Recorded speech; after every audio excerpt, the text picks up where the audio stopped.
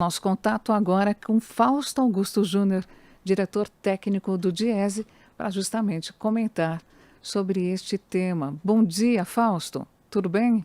Bom dia, Débora. Bom dia a todos. Fausto, a gente está tratando, assim, eu fiz uma aritmética muito básica.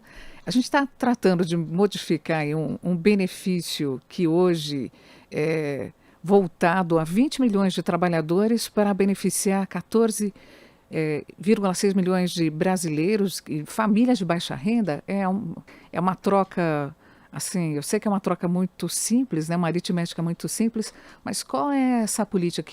Que mudança é essa? Então, Débora, o governo caminha agora para fazer uma discussão para tirar recursos dos pobres para colocar para os mais pobres. Essa era uma afirmação que o atual presidente havia feito, dito que não ia nunca fazer esse movimento, e agora cada vez mais essa discussão volta e ela ganha outras proporções. O governo já percebeu que ampliar, manter o abono emergencial e a partir dele criar um novo programa social para se contrapor à história do Bolsa Família, de alguma forma é estratégico para o seu projeto eleitoral. Vamos lembrar que ano que vem é ano de eleição. O governo busca, de alguma forma, manter ou reduzir, pelo menos, as perdas que ele sentiu em relação à sua popularidade por conta da pandemia. E vamos lembrar que nesse fim de semana o Brasil atingiu a tragédia marca de 500 mil pessoas mortas. Né? Nunca se morreu tanto por um mesmo motivo num tão pouco tempo. E de alguma forma o atual governo paga o preço pelas suas escolhas em relação à pandemia. Ele constrói de alguma forma então uma discussão que primeiro quer tirar foco sobre essa questão da pandemia de um lado, de outro é buscar elementos aí para tentar aumentar a sua popularidade. E aí passar por uma rediscussão do Bolsa Família, para eles é fundamental. O problema é que a atual política econômica que o atual governo coloca é uma política que, de alguma forma, busca ampliar a concentração de renda no Brasil, manter recursos na mão dos mais ricos e retirar cada vez mais recursos dos mais pobres. Então, como é que dá para fechar essa conta toda a partir do que está colocado aí? É acabar com o abono do PIS, que é um abono de uma vez por ano para pessoas que ganham até 2 salários mínimos e conseguem retirar esse abono uma vez por ano somente. E vamos lembrar, né, se você fizer uma conta de uma pessoa que ganha um salário mínimo e retira um salário mínimo no ano, nós estamos falando aí de 1/12 de um salário mínimo. Alguma coisa perto de R$ 100 por mês para quem ganha até 2.000 e poucos reais. E aí, na outra ponta, para tentar pegar este recurso e alocar esse recurso para um conjunto de pessoas que recebem um Bolsa Família.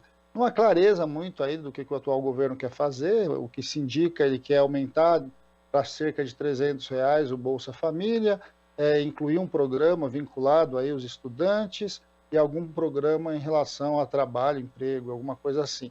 E ele, em vez de buscar recursos nos mais ricos, como, por exemplo, construir alguma política, fazer de fato o debate da reforma tributária, implementar o imposto sobre grandes fortunas, de um lado, ou você mexer com a tributação do imposto de renda sobre lucros e dividendos, ou de alguma forma criar algum mecanismo que busque recursos naqueles que mais têm, ele vai buscar recursos naqueles que menos têm, para tentar colocar e minimamente construir esse seu projeto eleitoral para 2022. Então, o que a gente está vendo nada mais é do que, de alguma forma, a continuidade e a explicitação de um projeto de governo que, no fundo, busca aumentar a concentração de renda e ampliar a desigualdade no Brasil.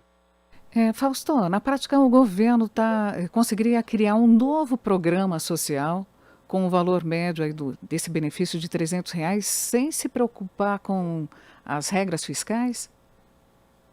É isso, né? A questão toda é como aumentar de alguma forma o programa social sem você precisar tirar recursos novos do orçamento, né? Sem criar novos recursos no caixa. É basicamente uma brincadeira ali de tirar recursos de um lado para outro, sem mudar sua base de arrecadação. Isso, de um lado, tem a ver, óbvio, com a discussão que já começa lá com a PEC do teto, lá de 2017, mas principalmente com a atual visão. É uma visão que, insisto, né, eles não querem, de fato, fazer o debate estrutural, muito pelo contrário, na verdade, o que se busca é ampliar minimamente, como se pensa, a concentração de renda. Projeto social para o atual governo é como se fosse algo vinculado a uma ideia de caridade e muito menos uma ideia de direito social. A ideia do Bolsa Família, para eles, passa desse jeito. Por isso, inclusive, a mudança, a ideia de mudar o nome. Vamos lembrar que o Bolsa Família ele é uma reconstituição de um conjunto de programas sociais que vinha do governo Fernando Henrique. Vamos lembrar que era o Vale Gás, o Bolsa Escola e etc., a sua reformulação enquanto direito social, e essa sua reformulação enquanto direito social ampliou a sua base de atendimento por meio da Lei de Assistência Social. Ou seja, você chega na ponta por meio dos municípios, por meio de toda a discussão da assistência social no Brasil como um direito, para aqueles que mais precisam, para tirá-los de uma condição de miserabilidade e minimamente reintroduzi-los aí no processo de desenvolvimento econômico e social do Brasil. O que o governo, de alguma forma, quer, e ele percebeu isso a partir da pandemia com o auxílio emergencial, é que é preciso repensar os programas e caminhar para alguma coisa diferente. Nós, historicamente, defendemos, e nós, eu digo a esquerda em geral, é importante você criar a ideia de uma renda básica de cidadania, em que você constituísse minimamente uma base mínima de recursos para que as famílias mais pobres, e as famílias mais pobres no Brasil, vamos lembrar que no caso do auxílio emergencial apareceu acima de 60 milhões de brasileiros, elas de alguma forma tivessem uma base econômica que as possibilitasse ter o mínimo para a sua garantia de segurança alimentar.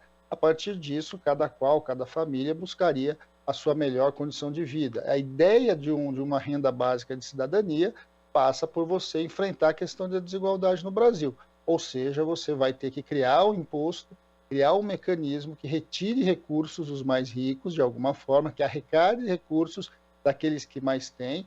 Por isso a disputa pelo imposto sobre grandes fortunas, por uma taxação do imposto de renda mais justa, e que você taxe lucros e dividendos, que é uma forma que hoje, em especial os mais ricos, se utilizam para fugir da tabela do imposto de renda. A partir de uma nova constituição do imposto sobre a renda, você conseguiria arrecadar recursos para efetivar uma renda a um conjunto muito maior de pessoas, de alguma forma buscando esse colchão social. O governo se recusa a fazer o debate sobre imposto sobre grande fortuna, taxação ali dos mais ricos, dos milionários, e em nome disso, ele vai tentar buscar recursos ali, principalmente nos programas sociais existentes, os diversos programas sociais existentes, e, por outro lado, na redução dos direitos no Brasil. E, a partir disso, ele vai buscar um projeto eleitoral que é para tentar ampliar a sua base, que foi criada, de alguma forma, a partir de toda a discussão do auxílio emergencial. Ou seja, quando a gente olha para o programa que está sendo proposto, é mais um programa eleitoral do que um programa, de fato, para fazer uma discussão séria de mudança da estrutura econômica e social do Brasil. Fausto, é uma regra quase essa extinção de um benefício para a criação de outro dentro dessa política de benefícios ao longo dos governos, e não só nesse, do governo Bolsonaro? Não, na verdade é o contrário, Débora. O que a gente assiste é um conjunto de criações de novos benefícios sociais, novos direitos sociais, que se dão a partir da Constituição de 88.